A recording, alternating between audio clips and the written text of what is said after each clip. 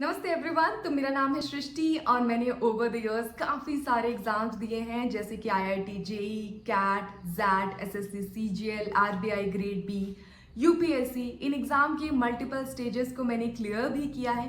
तो आज के वीडियो में हम डिस्कस करेंगे मेरी टाइमलाइन कि मैंने कौन से ईयर में कौन सा एग्ज़ाम अटेम्प्ट किया, मैंने उसकी प्रिपरेशन कैसे की थी और मैं आपके लिए क्या रिकमेंड करती हूँ। तो मेरा सबसे पहला एग्ज़ाम था 2017 में आईआईटी जेई। मैंने जब 2015 में अपनी 10वीं ख़त्म की तो मैंने एक लोकल कोचिंग में इनरोल कर लिया था। मेरी कोचिंग थी वाराणसी के अंदर में, ऑरिजिन्स नाम की, और मैं रहती हूँ मुगलसराय में। तो मैं डेली बस से अप डाउन करती थी। मेरी प्रिपरेशन के टाइम पे मैंने बस ऑरिजिन्स का मटेरियल इस्तेमाल किया था।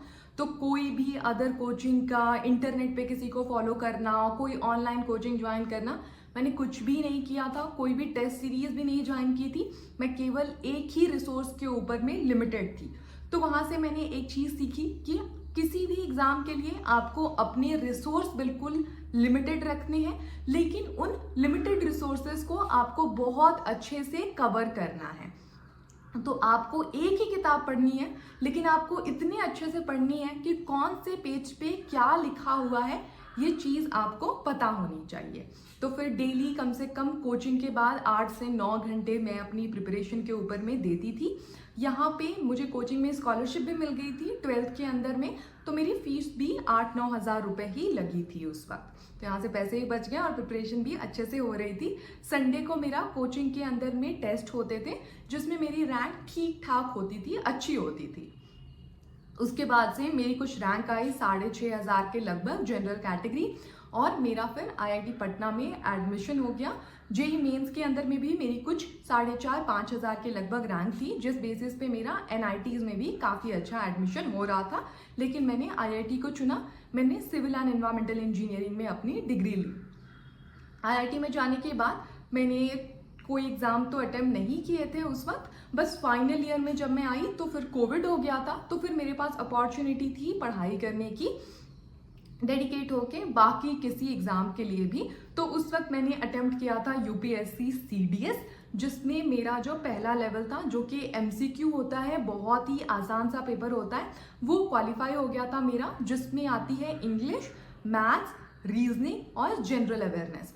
तो इसके लिए मैंने कोई खास प्रिपरेशन नहीं की थी, क्योंकि मेरा मैथ, इंग्लिश और जनरल अवेयरनेस तो अच्छा है। जनरल अवेयरनेस इसलिए अच्छा है क्योंकि मैं डेली न्यूज़ चैनल्स को फॉलो करती हूँ, और मतलब अभी भी जब भी मेरे पास खाली टाइम है तो बैकग्राउंड में कुछ चलाना है, तो मैं इतने गाने और म्यूज़िक से ज़्यादा प्रेफर करती हूँ कि मैं कुछ न्यूज़ चला लूँ, ताकि मैं थोड़ी सेल्फ अवेयर रहूँ। और अगर दुनिया में कोई चीज़ हो रही है तो मुझे पता हो, कोई लोग बात कर रहे हैं तो मैं खुद को बिल्कुल अनजान ना समझूँ, मैं उसमें कंट्रीब्यूट कर सकूँ। तो ये चीज़ें मेरे लिए हमेशा इंटरेस्टिंग रहती हैं और मैं डेली बेसिस पे इनको फॉलो करती रहती हूँ।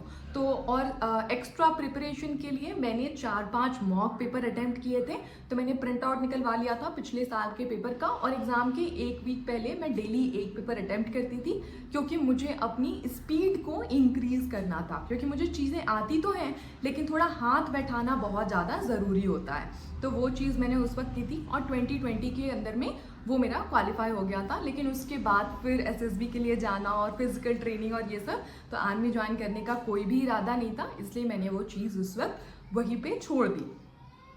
फिर मैंने अगस्त के अंदर में स्टार्ट किया था कैट का प्रिपरेशन, क्योंकि मुझे एमबीए करना था उस वक्त। तो फिर उसके लिए मैंने 3-4 महीने अच्छे से तैयारी की थी, जिसमें मैंने मॉक्स दिए थे। तो स्टार्ट करते वक्त मैंने एक मॉक दिया और मैंने एनालाइज किया कि मुझे कौन सी चीज़ के ऊपर में फोकस करना है।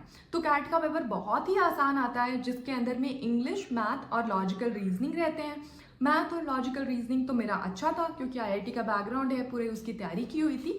इंग्लिश के अंदर में थोड़ी कमी है, क्योंकि मुगलसराय के अंदर में ग्रोइंग अप इतना इंग्लिश इन्वायरमेंट तो नहीं था। तो अब इंग्लिश के ऊपर में मैंने फोकस किया। मैंने उसके लिए कुछ ट्यूटोरियल्स और फ्री रिसोर्सेज फॉलो किए। तो मैंने कोई भी कोचिंग ज्वाइन नहीं की थी। आईआईटी के बाद मैंने कभी भी कोई कोचिंग ज्वाइन नहीं की है। तो फिर उस वक्त मैंने यूट्यूब से रिसोर्सेज फॉलो किए। मैंने इंग्लिश के लिए सियाली मैम का ट्यूटोरियल फॉलो किया था। लॉजिकल रीजनिंग के लिए मैंने इलाइट्स ग्रीड के चैनल को फॉलो किया था, और मैथ्स के लिए जब भी मैं मुझे नीट पढ़ती थी, क्योंकि जैसे परम्यूटेशन, कॉम्बिनेशन, प्रोबेबिलिटी, इन टॉपिक्स को आपको फिर से करना पड़ता है, तो इसके लिए मैंने रवि प्रकाश सर को फॉलो किया था। मॉक देने के लिए मैंने फॉलो किया था क्रैक्यू की जो भी फ्री मॉक्स थे, और बाकी अदर वेबसाइट्स पे भी आपको फ्री मॉक्स मिल जाते हैं, तो मैंने केवल वो दिया था। अब यहाँ से हो गई मेरी कैट की प्रिपरेशन। अब फिर उसके बाद आया जैड, स्नैप एंड मैट। तो मैंने एक चीज़ हमेशा से की है, जब मैं आईआईटी की भी एग्ज़ाम दे रही थी तो उस वक्त भी मैंने बिट सैट, यूपीटीयू सारे एग्ज़ाम दिए थे। तो मैं प्रेफर करती हूँ कि जब मैं किसी चीज़ के लिए तैयारी कर रही हूँ तो मैं सारी चीज़ें भर दूँ, क्योंकि उससे मेरी प्रैक्टिस ही होने वाली है। मैं हमेशा बिलीव करती हूँ, लेट्स से मेरा स्नैप के अंदर में हो जाता है, मेरा आता है 99.9 परसेंटाइल, क्योंकि मेरी प्रिपरेशन इतनी अच्छी है, तो कोई मुझे जबरदस्ती नहीं ज्वाइन करवा लेगा। हमेशा मेरे ऊपर होता है डिसीजन टू ज्वाइन और टू नॉट ज्वाइन। तो हमेशा खुद को ट्राई आउट करते रहना ज़रूरी है। अगर आप अच्छे हैं तो आपको साइंस मिलेंगे, अगर आप अच्छे नहीं हैं तो आप फेल होंगे। फिर आपको एनालाइज करना है कि आपने क्या चीज़ गलत की थी। तो फिर मैंने सारी भर दी, और मैं सबके लिए मॉक्स वगैरह देती थी, और मैंने किसी किसी एग्ज़ाम के लिए प्रीवियस ईयर के बुक्स भी खरीद रखे थे। जैसे जैट की मेरी पूरी प्रिपरेशन हुई थी, एक अरिहंत पब्लिकेशन की प्रीवियस ईयर की बुक खरीद के। स्नैप के लिए मैंने मॉक्स दिए थे, एनमैट के लिए भी मैंने मॉक्स दिए थे, टेस्ट नेट वगैरह सब कुछ भरा था मैंने। सबके लिए थोड़े थोड़े 4-5 मॉक्स वगैरह मैंने दिए थे। तो यहाँ से हो गया, मेरी कैट में 99.28 परसेंटाइल थी, और जैट के अंदर में मेरी 96 परसेंटाइल थी, जिस बेसिस पे मेरा IIM इंदौर, कोझिकोड, एक्सेलराइज जमशेदपुर में ऑफर लेटर एडमिशन का आ गया था। अब यहाँ से हो गया, फिर मैं MBA के लिए चली गई, और वहाँ जाने के बाद जब मैं ग्रेजुएट हुई 2023 में, तो मेरे पास थोड़ा टाइम था, और मैंने उस वक्त सोचा कि मैं RBI ग्रेड B का एग्ज़ाम अटेम्प्ट करूंगी, क्योंकि मेरे पास एक्स्ट्रा टाइम था, और मुझे पता भी नहीं था RBI ग्रेड B होता क्या है। ऐसे ही सोशल मीडिया पे एक दिन दिखा, और मुझे लगा कि may be this is something interesting. क्योंकि मैं आपको उसका बैकग्राउंड बता दूं, तो जब मैं MBA कर रही थी तो मैं फाइनेंस में इतनी अच्छी नहीं थी, और MBA ख़त्म होने के बाद मेरा one of the biggest regret था कि मैं फाइनेंस पे अच्छे से फोकस नहीं कर पाई। तो फिर मैंने CFA लेवल 1 अटेम्प्ट किया था, ताकि मैं अपने बेसिक्स को कवर कर सकूं और मैं फाइनेंस भी समझ सकूं। क्योंकि जब आपके पास एक सर्टेन डिग्री होती है तो लोग आपसे एक्सपेक्टेशन रखते हैं कि आप ये बेसिक क्वेश्चंस को आंसर कर पाएंगे, और अगर आप ना कर पाएँ तो थोड़ा डिसग्रेस होता है। तो मुझे वो चीज़ कवर करनी थी वहाँ पे।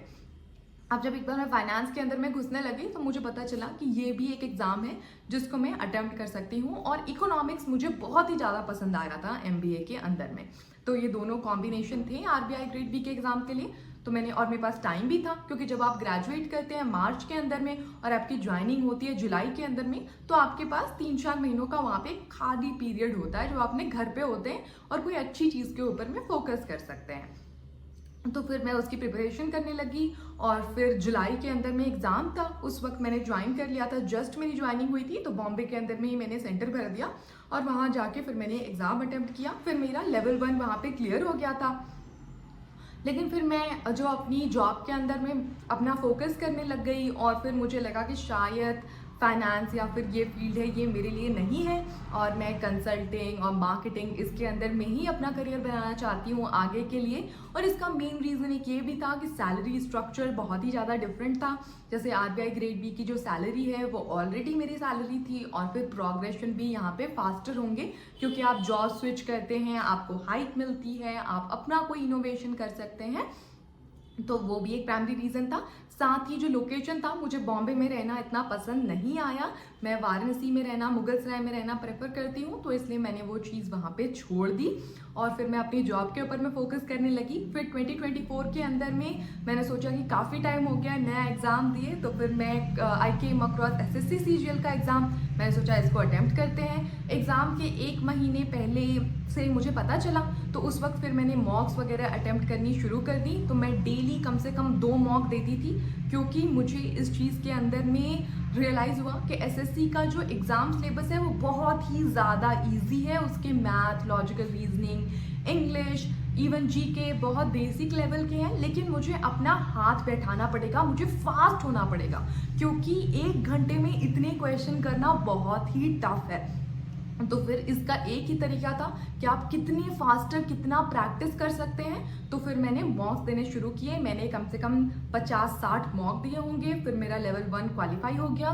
मेरे कुछ 156 नंबर थे उस वक्त। फिर लेवल 2 के लिए मेरा मोटिवेशन बहुत ही ज़्यादा कम था, क्योंकि मैं और बाकी चीज़ों के ऊपर मैं फोकस करने लग गई थी अपना, और फिर मैं अपने बिजनेस बिल्डिंग के ऊपर मैं फोकस कर रही थी, अपना जो डेवलपमेंट है उसके अंदर में। तो लेवल 2 को मैंने बस ऐसे ही दे दिया। मैंने उसके लिए कोई भी प्रिपरेशन नहीं की थी, जिसमें मेरे 330 नंबर थे उस वक्त। ठीक है, तो ये हो गई यहाँ पे चीज़। उसके बाद से अभी तक तो मैंने कोई एग्ज़ाम अटेम्प्ट नहीं किया है। बीच में हाँ, मैंने GRE और थोड़े बहुत और भी एग्ज़ाम दिए हैं। तो अगर आपको उसमें इंटरेस्टेड है तो आप उसके बारे में पूछ सकते हैं। अभी यह वीडियो बहुत ही ज़्यादा लंबी हो गई है, तो अगर मैंने कुछ मिस किया होगा तो मैं उसके लिए एक सेपरेट वीडियो बनाऊंगी। Hope it was helpful. Thank you.